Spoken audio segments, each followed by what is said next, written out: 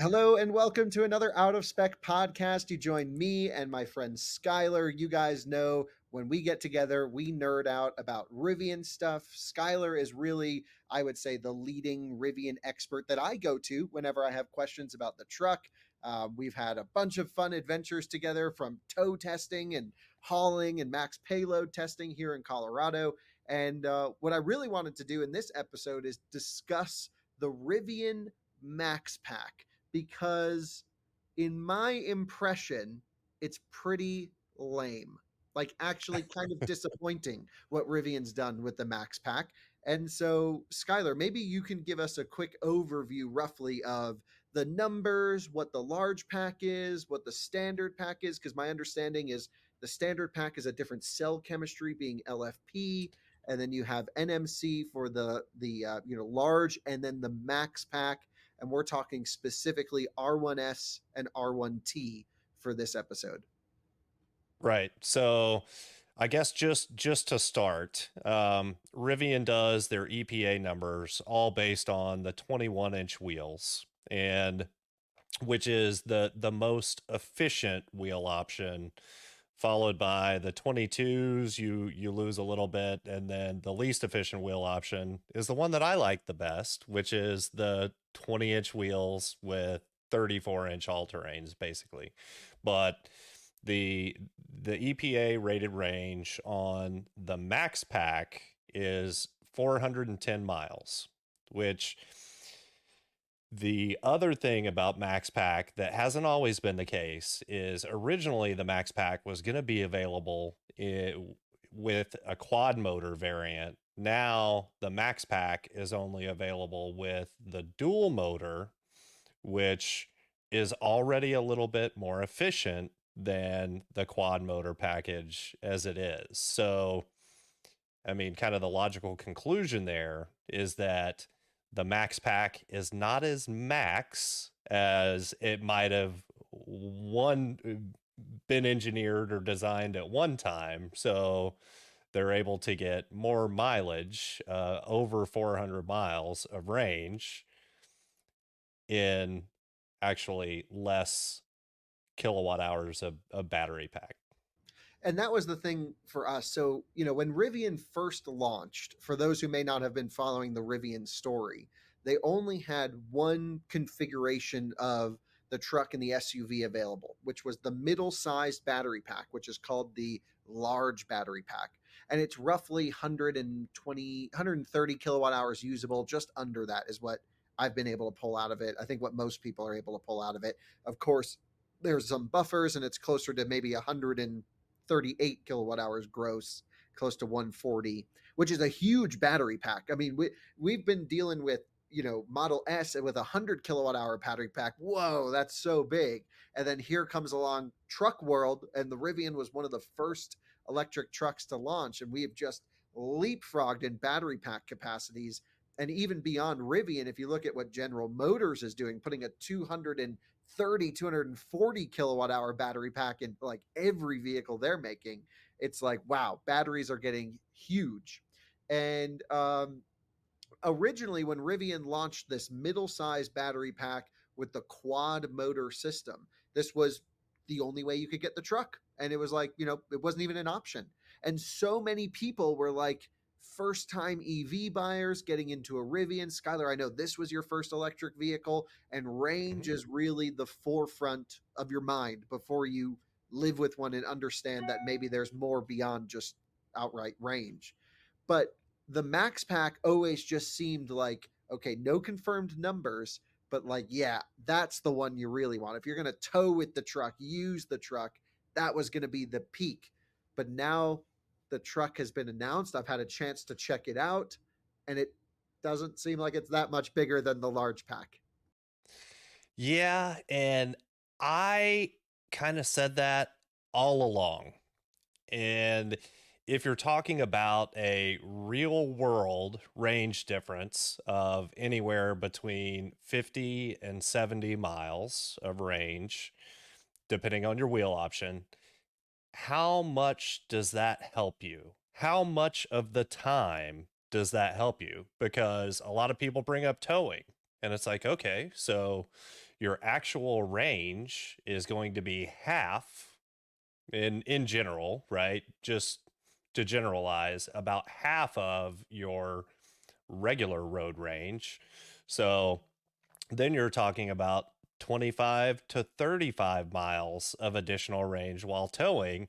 And what percentage of your usage pattern does that actually come in very handy? And that's the question. The other big thing to me is that right now public charging infrastructure is far from the best, but access to the Tesla supercharger network next year is going to be a huge thing. The other investments, including with the infrastructure bill and the NEVI program at a federal level, that's going to be putting a lot more chargers out there. My personal opinion is that you don't need over 400 miles of range for most people, for most use cases, especially once the road trip charging infrastructure is better. I totally agree. And actually, as the owner, we both own large pack quad motor variants of Rivian. We've both taken them on road trips. We both used them, I would say to the maximum capabilities of the trucks. Personally, for me, the range has never been a problem. I've never thought, oh, I wish I had another some X amount of range. What I've always wanted was better charging performance. Even when you get to a charger that can deliver everything the truck can get, which is about 212 kilowatts, or even a little bit more than that, 215 kilowatts maximum, I'm like, what? This is such a big battery. This thing like really needs 300 plus kilowatt charging, which is really only viable when you have higher voltage. And so the whole Yes. idea about having higher voltage, the rumors that went on for years of Max Pack being an 800-volt system, were smashed down when we learned that not only is the pack still a 400-volt system architecture, but that the format of the battery pack did not change at all. There is not one additional cell in the Max Pack over the standard battery pack in the truck. The only thing that has changed is the chemistry of the cells. They just said, oh, the supplier came out with a slightly more energy dense version.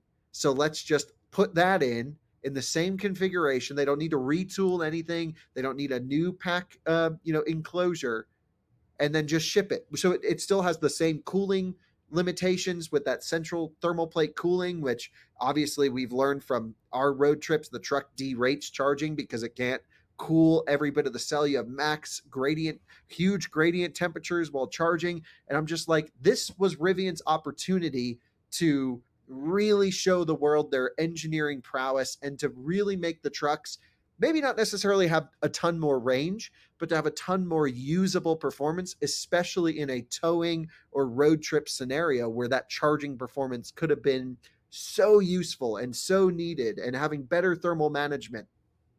And then, Skyler, I have to bring up as well the price differential to get just this chemistry change is $10,000. Yeah, well, and actually, I feel like that's what it was a long time ago.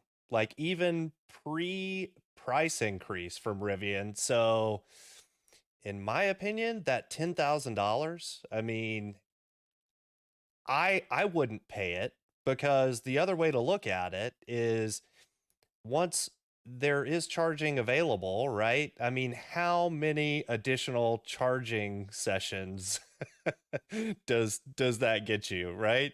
I mean, I don't know, but I don't feel like 10,000 is that bad, especially because all the rest of their prices went up so much, but the delta to Max Pack did not. Well, I would think, okay, 10 grand doesn't seem unreasonable if they were to change the architecture or add more capacity. But I think what was unknown was what you were actually going to be getting for that $10,000. And in this case, all you're getting is 50 ish miles of additional driving range on a 100% charge, which, as you know, as an owner, very rarely are we going up to 100%, maybe only a few times per year. But what it doesn't do is it doesn't help you with the road trip range. The thing is, we do this new test, and our viewers are familiar with it. It's called the 10% challenge. And the 10% challenge simulates how quickly an electric vehicle can actually road trip. So once you blow through your initial full charge range, of course, you can go a little bit farther than a non max pack truck. But what happens when you get to a charger at 10% state of charge? You plug in, and all things are equal. You have a large pack and a max pack. And based off of our initial understanding of this battery pack and talking to the software guys and the charging guys, the charging speed is going to be identical between the two. And the reason is the battery pack voltage is the same, and they are not currently going above 500 amps.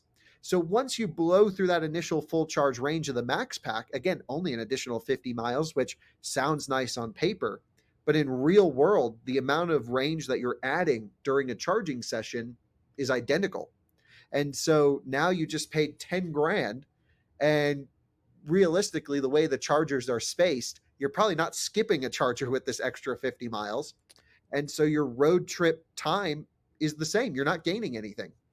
Right, right. And now there are corner use cases, right, where you are charging up to full, where if you're towing or if you're in a very remote area that doesn't have charging available, where that little incremental additional range can make a meaningful difference for you, then go for it. But outside of that, I don't think it makes much sense.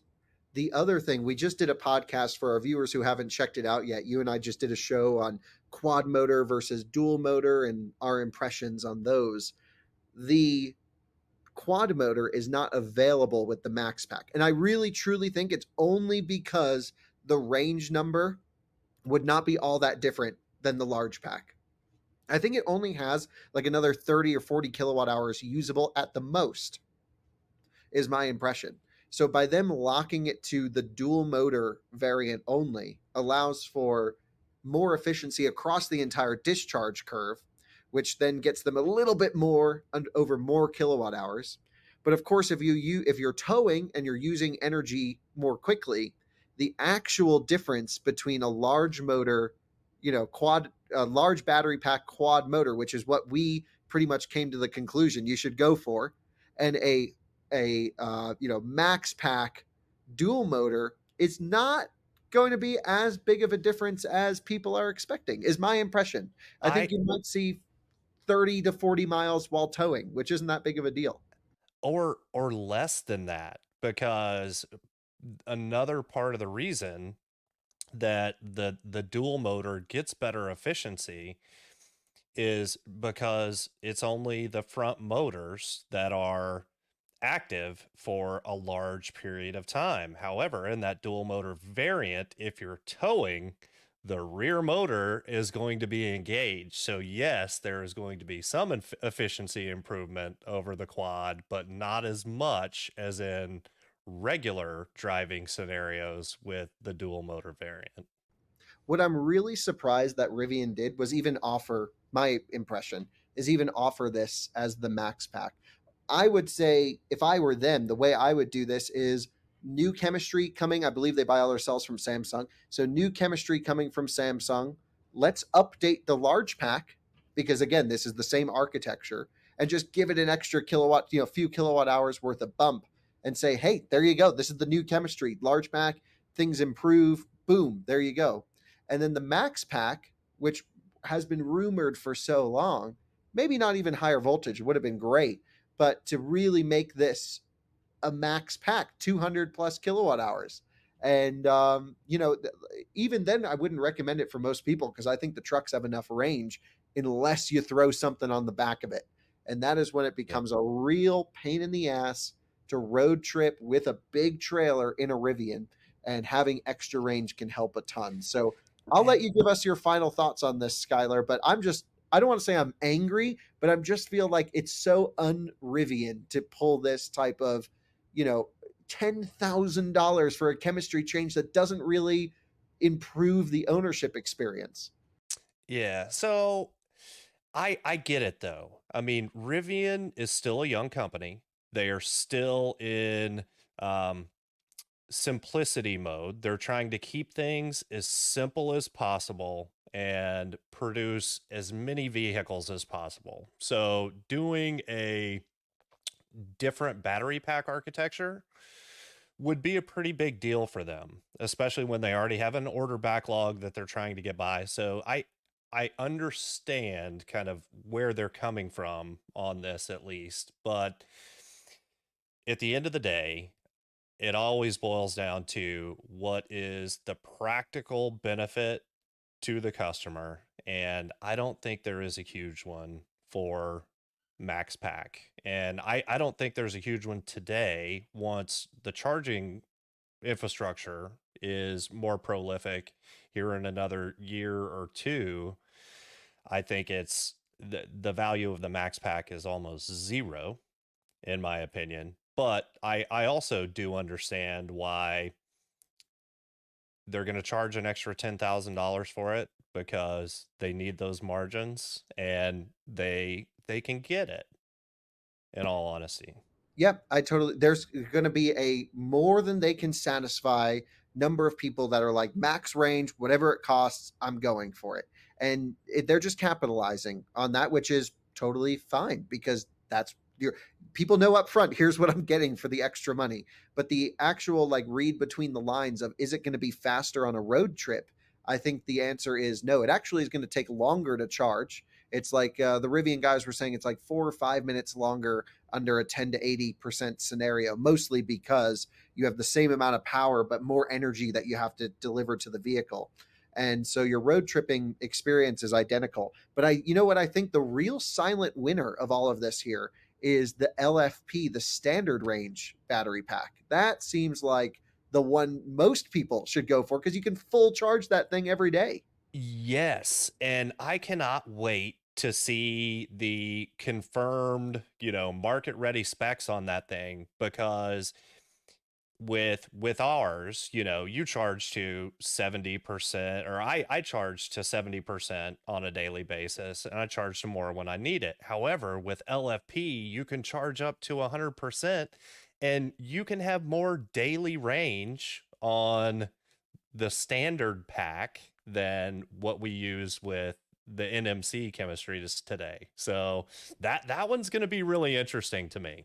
That one should be the one to go for. And one thing I actually really enjoyed when I was just over at the factory was learning that every Rivian EDV since January is using that LFP battery pack. So that was pretty fascinating that they are stress testing those things. And, it's still a big question mark whether or not it'll get the tax credit or not, because it's technically a Chinese battery pack. And they actually do the final assembly in China. It's not just that the cells come in, but the entire packs are shipped on a ship ready to be installed into the Rivian from China. So that's interesting. But that's the winner. That's like for 99% of people, when that comes on the market, that's from a user perspective so much less to think about managing battery pack state of charges for longevity. Like you had mentioned, you charge your truck to 70% every day. I honestly charge my truck to 50% every day. And only when I need more range do I put it in longer, just because it occasionally sits for very long periods of time when I'm traveling or anything like that. I usually keep it at 50%. Yeah, it's super interesting. And I think you summed it up perfectly, which is yes, there are corner cases and there are plenty of buyers who have range anxiety who are going to go max pack and they are not going to be disappointed. No one's going to complain about having more range. But if you're trying to be practical with your spending and maybe really think about a holistic picture, or if you're waiting for a max pack because you think it's going to be something measurably better than the current vehicles, my suggestion is get the large pack now. You're going to absolutely enjoy the truck. It does everything you need and more because I'm like a super heavy user. Skyler's a super heavy user, and I've never had a range problem. I've just had a recharging time annoyance with the truck. And yeah, so my recommendation is don't go for Max Pack. I really wish Rivian did something more exciting, and it's probably the one, really the only thing that Rivian has done that kind of annoys me a little bit. So, any final thoughts, Skyler? No, I think we've covered it fairly well. I will tell you that there are members of the community that for a while were holding out for Max Pack, but decided to that had those corner use cases. And the feedback from them that I've heard from several of them is, I am so glad I just went ahead. I was worried about all of those things, but that didn't turn out to be the reality. I am so glad that I'm in a Rivian now and I've been able to have it and enjoy it, and all those things that, that I was really worried about haven't really been a big deal. Yeah, I would agree with that. And of course, there's always going to be, some people who want 500-600 miles of range. Me too, because that means your towing range could be 250 or 300 miles. That's the dream. If I could do Yes. 250 miles with a trailer on the back and recharge in 15 to 20 minutes, now we're in business. But we are so far away from that. Yes. Yep. Totally agree. Cool. Well, thanks for joining, Skyler. Thanks for all the insight. Thank you to the viewers who are watching. And let us know if you have had this conundrum and what your thought process is. Again, these are just our opinions. Of course, you're welcome to purchase whatever you would like. And we really hope that you give us feedback on what you purchase because it helps us review cars better. And come and join the community over at rivianstories.com and get opinions from a lot of people that have their Rivians already, and some that are still waiting for them. That's right. I'm on rivianstories.com literally daily reading updates and everything. So check it out and join us over there. Thanks, Skyler, for joining. We'll see you all on another episode soon. Bye bye. Thanks.